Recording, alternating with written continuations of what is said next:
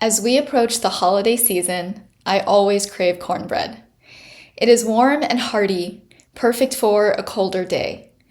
Cornbread has nourished families for generations, coming together with simple, shelf-stable, and affordable ingredients. These are usually the same ingredients that are most available to communities with limited food options. As we all come together for a season of family and gratitude, come make cornbread with me as we learn more about access, or lack thereof, to fresh and healthy food in America.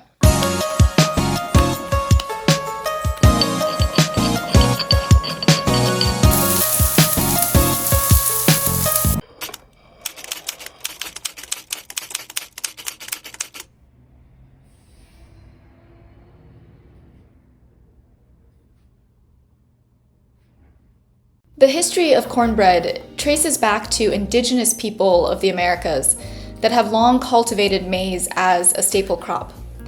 They ate corn in many forms, but one of the most common was to grind dried corn into a meal and mix it with water or fat to make simple breads. When the European settlers arrived, they really struggled to grow many of the basic crops that they had brought with them because of differences in climate and disease. Corn already had a long history of being grown in the region, and so quickly became a key part of settler diets. Then moving forward a couple hundred years, cornmeal was also a critical staple of the rations for enslaved Africans during the plantation era because of its abundance and low cost. As a result, cornbread became deeply rooted in Southern cuisine. But what we know as cornbread actually has a lot of variations.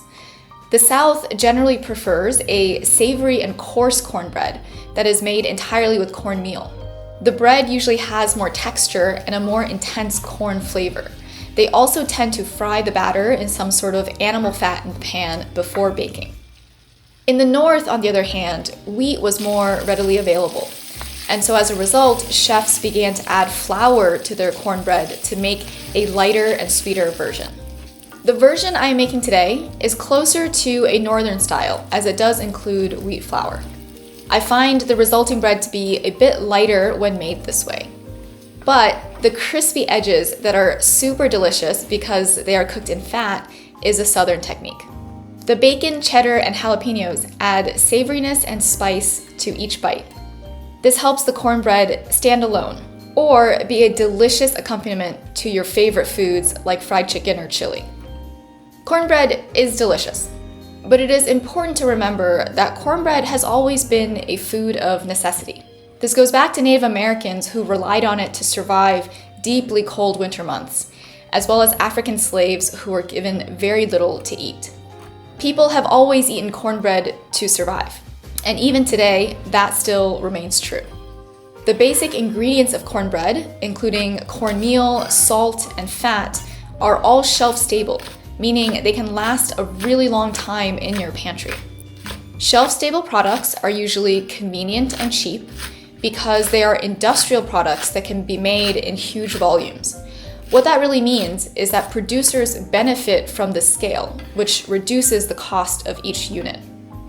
Shelf-stable foods also by definition can last a long time without spoiling, so that lowers the cost for stores to carry them. You can imagine that compared to unsold fruits or vegetables, which can go bad much more quickly. These savings are passed on to the consumer, who can buy these types of foods typically at a much lower cost than fresh products. So far, this sounds pretty good. Shelf-stable foods are both long-lasting and cheap. So what's the problem? Well, most shelf-stable products are high in calories but low in nutrients. They tend to be missing key vitamins, minerals, and proteins that are important for our bodies to function. Many processed foods are also made with added sugars and saturated fats, typically to help them last longer and to enhance their flavor. And while it's completely fine to consume these types of food in moderation, a diet overweighted towards processed foods can lead to a greater likelihood of obesity and long-term health issues like type 2 diabetes and heart disease. Studies have shown that deficiencies in these key nutrients can slow brain growth and impair memory and attention. By no means are all shelf-stable foods bad. Frozen vegetables, for example, are often just as nutritious or even more so than fresh vegetables, since they are picked and preserved at peak ripeness. Oats, lentils, canned tuna can all be part of a healthy diet. But at the same time, it is true that many shelf-stable foods should not become the foundation of what we eat. Well then, why do people eat so much processed shelf-stable food? The biggest issues by far are price and access. As we talked about earlier, these types of food are typically the cheapest available. That means families with limited resources will a lot of times prioritize being full over nutrition. And families that can't afford frequent trips to the grocery store, maybe they don't have a car or access to easy public transportation, they will also tend to buy foods that can last a long time. The second issue is access. In many areas, fresh produce and healthy options can be hard to find. These places are often called food deserts. The most widely used tool to evaluate food deserts in the US is the Food Access Research Atlas, which is run by the US Department of Agriculture. This tracker looks at an overlap of areas where poverty is high and people live a certain distance away from a grocery store, which they define to be 1 mile in urban areas and 10 miles in rural areas. The USDA finds that about 19 million Americans, or 6% of the population, live in these so-called food deserts. The logical next question to ask is, why aren't there more grocery stores? It is because supermarkets are for-profit businesses. It's also a difficult business. Most grocery stores operate on a very thin profit margin, something like 1 to 2%. In looking for profit, they typically choose locations based on sales volume and the types of goods sold. This means that in high-income neighborhoods, customers will buy premium items like fancy chocolates and organic meats, which generate revenue for the store. But lower-income consumers have lower average spend per person and are also more price sensitive. So they might skip buying that snack or choose ground beef instead of steak, especially when those prices increase. Sometimes these areas also deal with higher operating costs, such as outdated buildings or fear of theft and security issues. Altogether, this makes operating in low-income communities less profitable. This supermarket redlining is a phenomenon where grocery chains avoid operating in certain areas for economic reasons. The other side of food deserts is food swamps.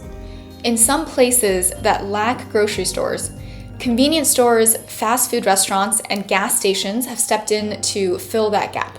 These places usually carry shelf-stable and processed foods, which, as we talked about earlier, are usually cheaper to stock.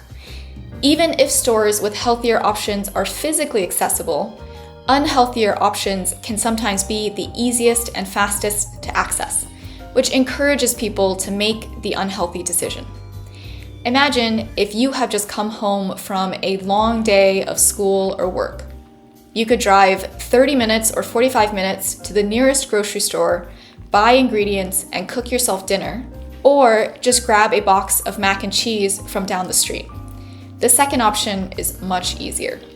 And sometimes the domination of these types of convenience and fast food stores actually prevent grocery stores from entering an area since they are afraid of the competition. There are real consequences to this phenomenon. A study in 2024 found that counties with higher food swamp scores had a 77% elevated risk of obesity-related cancer deaths compared to counties with low scores. While access and cost are by far the largest issues, education is also a barrier. Real-life practical skills like meal prepping, how to read labels, or budget for groceries are just not very often taught in schools. Many people who grew up in food deserts or swamps were raised on ultra-processed foods, which become cornerstones of their adult diets. Stressful lives can also lead many to defer to processed foods, especially when the long-term effects are not clear or it's just easier not to worry about it. Food for thought. The most important question is how we address these challenges. I believe the most critical mindset shift we need to make as a society is to recognize healthy food as a fundamental right. We need to prioritize nutrition over basic calories and build equitable and sustainable food systems. Education and access should begin earlier, providing kids with fruits, vegetables, and whole grains so they can build healthy eating habits at a young age. Tax incentives and subsidies should also be provided to growers of fresh produce and to grocery stores that operate in lower income areas.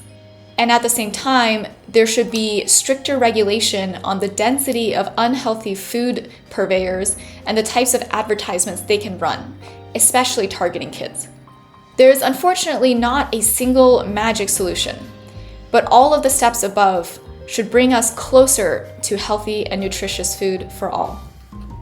What are you grateful for this Thanksgiving? I'd love to learn more in the comments. The recipe to make cornbread is in the description. The base can be used with any add-ins that you prefer. If you like my content, please subscribe to the channel. Thank you for watching, and see you next time.